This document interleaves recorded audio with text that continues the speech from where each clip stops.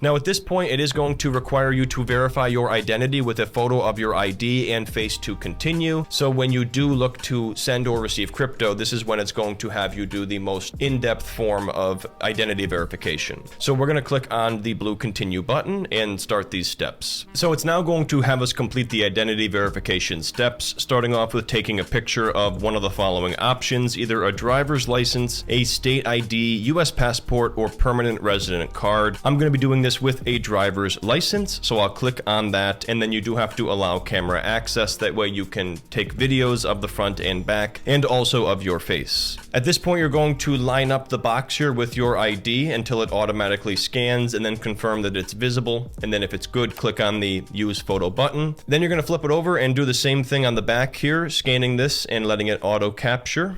It did take about 45 seconds, but it did accept those photos, and now it's going to have you take a photo of yourself. That way they can verify that the person on the ID matches who you say you are. So we're going to click on continue.